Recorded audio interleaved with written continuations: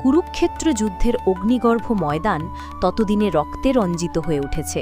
18 দিনে সেই ভয়ঙ্কর মহাযুদ্ধ শেষের পথে। কৌরব সেনার পতন ঘটে গেছে। একে একে ভীষ্ম, দ্রোণ, কর্ণ, শল্য সব মহাবীরের মৃত্যু হয়েছে। এখন অবশিষ্ট আছেন শুধু দুর্যোধন, কৌরবদের জ্যেষ্ঠ রাজপুত্র, যিনি এতদিন অহংকারে, শক্তিতে, মিথ্যায় এবং রাজসিংহাসনের লোভে মহাভারতের কাহিনীকে রক্তে ভিজিয়ে তুলেছেন। অন্যদিকে পাণ্ডবরা, যাদের নির্বাসন, অপমান, দ্রৌপদীর চুল টানা, পাশা খেলায় সর্বস্ব হারানো, সবকিছুর প্রতিশোধ নেওয়ার জন্যই এই মহাযুদ্ধ। ভগবান শ্রীকৃষ্ণের কূটনীতি, অর্জুনের গান্ডীব, ভীমের গদা, যুধিষ্ঠিরের ধৈর্য, নকুল সহদেবের বীরত্ব সব মিলে কুরুক্ষেত্র যুদ্ধের পাল্লা দিন দিন কৌরবদের বিরুদ্ধে হেলে যায়। যুদ্ধের 17তম দিনে কর্ণ পতনের পর দুর্যোধন গভীরভাবে ভেঙে পড়েন। তিনি বুঝতে পারেন যে আর কিছুক্ষণ বাদেই কুরুক্ষেত্র সমরভূমি পাণ্ডবদের জয় দিয়ে শেষ হবে। যুদ্ধক্ষেত্র ছেড়ে দুর্যোধন পালিয়ে যায়, শরীর ক্লান্ত, মন ভগ্ন। কিন্তু অহংকার তখনও অটল। সে একা চলে যায় দৈপদ্বীপ নামক এক হ্রদের তীরে। জলাশয়ের গভীরে নেমে শরীর লুকিয়ে রাখে দুর্যোধন। তার মনে হয় যদি কিছু সময় এখানে আড়ালেই থাকা যায় তবে হয়তো বেঁচে যাবে, হয়তো পাণ্ডবরা তাকে খুঁজে পাবে না। আর যেহেতু সে এখনও হস্তিনাপুরের রাজা, সে ভাবল একদিন আবার রাজসিংহাসনে বসে প্রতিশোধ নেবে। কিন্তু কৃষ্ণ সর্বজ্ঞ, তিনি জানতেন দুর্যোধন কোথায় আছে। পাণ্ডবদের নিয়ে তিনি সরাসরি দৈপদ্বীপে পৌঁছে যান। কৃষ্ণের তীক্ষ্ণ হাসি, দুর্যোধন, তুমি কি ভেবেছ লুকিয়ে বাঁচবে? তোমার পরিণতি আজ নির্ধারিত, বেরিয়ে এসো, যুদ্ধক্ষেত্র এখনও শেষ হয়নি। দুর্যোধন জল থেকে বেরোলেন, সোনালি বর্মে সজ্জিত, হাতে মহাগদা।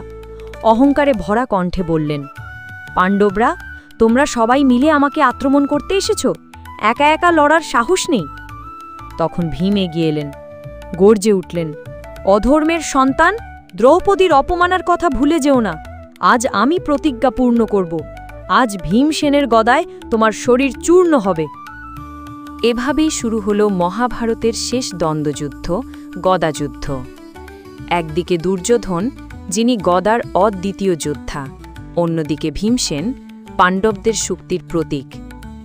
দুজনের সংঘর্ষে ভূমি কেঁপে উঠল। গদার আঘাতে গাছ ভেঙে পড়ছে, পাথর চূর্ণ হচ্ছে। দুর্যোধনের গদা বিদ্যুৎ বেগে ভীমের দিকে ছুটে আসে।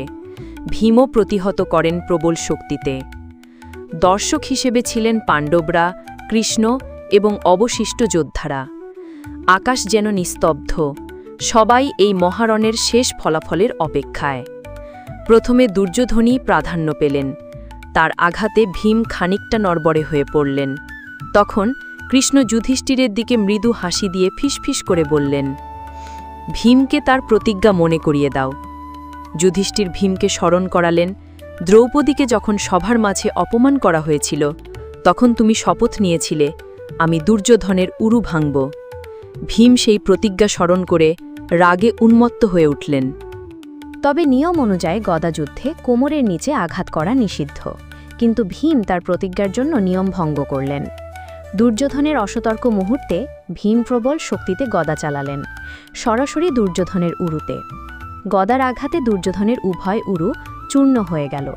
তিনি মাটিতে লুটিয়ে পড়লেন, যন্ত্রণায় চিৎকার করে উঠলেন। পৃথিবী যেন কেঁপে উঠল সেই আর্তনাদে।